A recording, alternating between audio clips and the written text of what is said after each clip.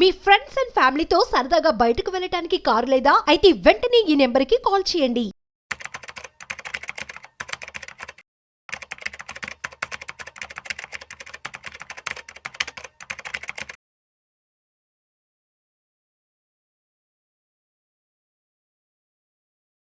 నమస్తే రేవంత్. నమస్తే అండి Revanth, welcome to Vishnu talks. Thank you so much. So Revanth, ఫిబ్రవరి 1వ తారీఖున కేంద్ర ఆర్థిక శాఖ మంత్రి నిర్మలా సీతారామన్ గారు బడ్జెట్ ని ప్రవేశపెట్టబోతున్నారు. అవును. అయితే బడ్జెట్ ప్రవేశపెట్టడానికి 5 రోజుల ముందు ఒక హల్వా సెరమనీ ఈవెంట్ కూడా జరుపుకుంటారు. అండ్ ఈవెంట్ కూడా ఆల్మోస్ట్ జరిగిపోయింది. సో ఎందుకంటారు అసలు ఒక హల్వా సెరమనీ ఈవెంట్ ని జరుపుకుంటారు బడ్జెట్ ప్రవేశపెట్టడానికి ముందు? సో బడ్జెట్ అనేది ప్రతి ఒక్క దేశ ఆర్థిక అభివృద్ధికి మొదటి మెట్టు. సో చాలా మంది అంటే మన భారతదేశ ప్రజల తలరాతని మార్చేది దేశ ఆర్థిక పురోగతికి ఒక మొదటి అడుగుగా ఉండేదే బడ్జెట్. సో ఆ బడ్జెట్ లోనే నిర్ణయించబడుతుంది తర్వాత మన దేశం ఎటువైపుగా అడుగులు వేయాలి అనే దాని గురించి. సో గత కొన్ని నెలలుగా వాళ్ళు బడ్జెట్ల మీద కంటిన్యూస్ గా కసరత్తులు చేస్తూనే ఉంటారు. రకరకాల సర్వేలు, యాక్టివిటీస్, రీసెర్చ్, రిఫార్మ్స్, పాలసీస్, వీటన్నిటి మీద వాళ్ళు వర్క్ చేస్తూ వాళ్ళు బడ్జెట్ కి ఒక 5 రోజుల ముందు దేర్ ఈస్ ఎ ట్రెడిషన్.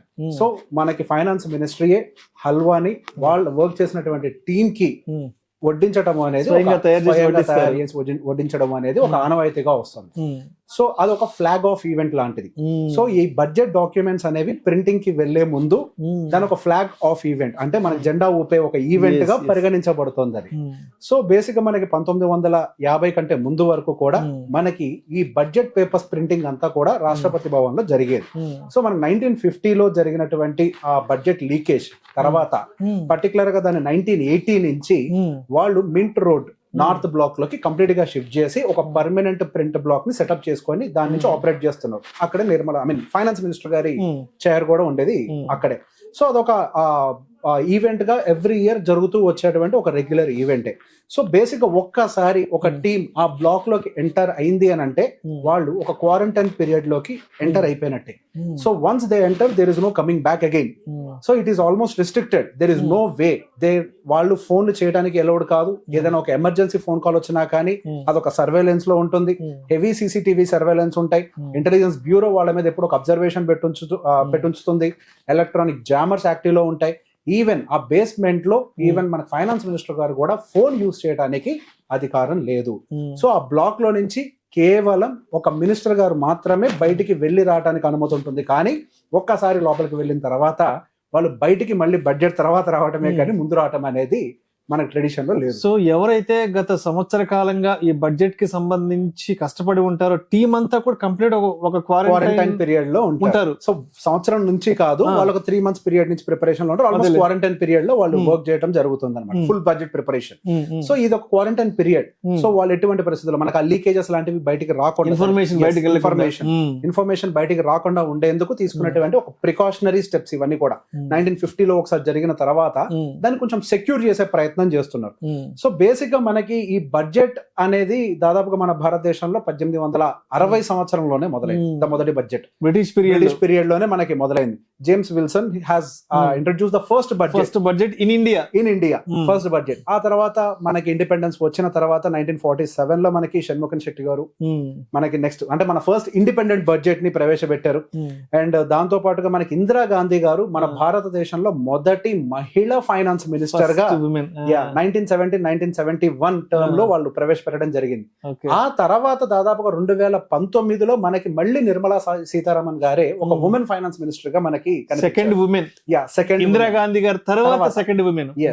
అక్కడ ఇందిరాగాంధీ గారు 1 సంవత్సరం మాత్రమే టెన్యూర్ కనిపిస్తూ ఉంటే ఇక్కడ దాదాపుగా 7th 8th బడ్జెట్ సీతారామన్ గారిది మనకి 8th బడ్జెట్ ని ప్రవేశపెట్టబోతున్నారు. సో బేసిక్ గా మనకు ఒకప్పుడు బడ్జెట్ అనేది సాయంకాలం 5 గంటలకి ప్రవేశపెట్టేవాళ్ళు. తర్వాత over the period of time దాన్ని మేబీ ఒక 25 years బ్యాక్ 1999 ఆ టైంలో యశ్వంత్ సిన్హా గారు దాన్ని 11 AM కి షిఫ్ట్ చేయడం మొదలు పెట్టారు. మార్నింగ్ 11 AM కి. సో బేసిక్ గా బడ్జెట్ అనేది ఒకప్పుడు మనకి ఫిబ్రవరి లాస్ట్ లో ఉండేది. Last day of February 28th last day of ఫిబ్రవరిలో ఉండేది. దాన్ని ఫిబ్రవరి 1st కి మనకి అరుణ్ జైట్లీ గారు మనకి షిఫ్ట్ చేయడం జరిగింది. సో మనకి ఆల్రెడీ సీతారామన్ గారికి ఒక మంచి రికార్డ్ ఉంది. One of the longest speech 2 hours 42 minutes in the budget of 2020 and 2021 longest 2020-21 ఆర్థిక సంవత్సరానికి 2 గంటల 42 నిమిషాలు బడ్జెట్ ప్రసంగాన్ని ఇవ్వడం జరిగింది. Highest length speech, longest speech ఇవ్వడం జరిగింది. So highest words speech delivery చేసింది మన్మోహన్ సింగ్ గారు 1991 లో 18,650 వర్డ్స్ డెలివరీ. సో బేసిక్ గా it is like when we అంటే మనం ఇవన్నీ మాట్లాడుకుంటున్నప్పుడు లాంగెస్ట్ స్పీచ్, హైయెస్ట్ వర్డ్స్ అన్నప్పుడు అది ఎన్ని రికార్డులు బ్రేక్ చేసినా తప్పు లేదు అనిపిస్తుంది. ఒక బడ్జెట్ ప్రవేశపెట్టడం అని అంటే ఇక్కడ 150 కోట్ల మంది భారతీయుల ఒక తలరాతని రాసేటువంటి ఒక ప్రక్రియ కాబట్టి అది ఎంత కాలం పాటు దాని మీద కసరత్తు చేసినా, దాన్ని ఎన్ని గంటల పాటు ప్రసంగించినా కానీ తక్కువే. ఇట్లాంటి రికార్డులు బ్రేక్ చేస్తూనే పోతూనే ఉండాలి కానీ దీని ఒక దగ్గర ఆపేటువంటి చిన్న ఈవెంట్ అయితే కాదు. సో అందరికి బడ్జెట్ అనేది ఒక నార్మల్ ఈవెంట్ ఏమో కానీ పర్టికులర్ గా మార్కెట్ లో ఉండే మాలాంటి వాళ్ళకి one of the biggest event అది. క్యాపిటల్ మార్కెట్స్ లో ఉండే వాళ్ళందరికీ కూడా చాలా ఎక్సైట్మెంట్ ఉంటుంది మార్కెట్ లో. లైక్ బడ్జెట్ రాబోతుంది అని అంటే మీకు కొత్త కొత్త ఆపర్చునిటీస్ ఐడెంటిఫై చేయడానికి ఆపర్చునిటీస్ దొరుకుతూ ఉంటాయి. So it is a new beginning of every new segment. కొన్ని సెక్టార్స్ కొత్తగా ప్రారంభం అవుతాయి. ఎన్నో సంవత్సరాల తర్వాత మళ్ళీ డిఫెన్స్ సెగ్మెంట్ రీసెంట్ గా మనకి మధ్య మళ్ళీ కేవలం బడ్జెట్ వల్ల బయటకు వచ్చింది. రైల్వే సెగ్మెంట్ ఎన్నో సంవత్సరాల తర్వాత మళ్ళీ మనకి బడ్జెట్ల వల్లే బయటకు వచ్చింది. సో బేసిక్ బడ్జెట్ల వల్ల కొన్ని సెగ్మెంట్స్ ర్యాలీ అవ్వటం, మంచి మంచి ఆపర్చునిటీస్ క్రియేట్ అవ్వటం, ఆ సెగ్మెంటే ఎవాల్వ్ అవ్వటం, డెవలప్ అవ్వటం. సో బేసిక్ గా ఇటువంటి ఫైనాన్స్ యాక్టివిటీస్ అన్ని కూడా మార్కెట్ లో ఉండే వాళ్ళకి ఒక పెద్ద పండగ ఈవెంట్స్ లాంటివి. మార్కెట్ లో ఉండే వాళ్ళకి 2 పండుగలు.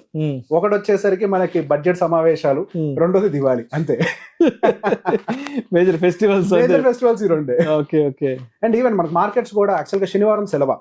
ఈ ఫిబ్రవరి 1వ తారీఖు శనివారం అవ్వటం తోటి బడ్జెట్ ఉంది కాబట్టి మన మార్కెట్స్ ఓపెన్ ఉంది. మామూలుగా అయితే సెలవు, కానీ ఫిబ్రవరి 1వ తేదీ బడ్జెట్ ప్రవేశపెట్టబోతున్నారు కాబట్టి ఆ రోజు మార్కెట్లు యథావిధిగా కొనసాగబోతున్నాయి కేసెస్. సో మొత్తానికైతే ఫిబ్రవరి 1వ తారీఖున కేంద్ర ఆర్థిక శాఖ మంత్రి నిర్మలా సీతారామన్ గారు బడ్జెట్ ని ప్రవేశపెట్టడానికి అన్ని రకాలుగా ఆవిడ సిద్ధంగా ఉన్నారు. అండ్ మొత్తానికైతే హల్వా సెరమనీ ఈవెంట్ కూడా జరిగింది. సో గత 6 నెలలుగానో గత సంవత్సర కాలంగా ఎవరైతే ఈ టీం అంతా కష్టపడ్డారో సో వాళ్ళందరికీ స్వయంగా ఆర్థిక మంత్రి గారే స్వయంగా ఆ హల్వాని ఆవిడ చేర్చడం, తయారు చేయడం, వడ్డించడం, సో అందరి నోరు తీపి చేయడం కూడా సో మొత్తానికి జరిగిపోయాయి. మొత్తానికి యావత్ భారతదేశం మాత్రం ఫిబ్రవరి 1వ తారీఖున ప్రవేశపెట్టబోయే బడ్జెట్ కోసం ఎంతో ఈగర్గా వెయిట్ చేస్తున్నారు. ఎటువంటి అనౌన్స్మెంట్ ఉంటాయి ఏంటనేది మనం ఫిబ్రవరి 1న మాట్లాడుకుందాం. Right. Thank you so much Revanth. Thank you.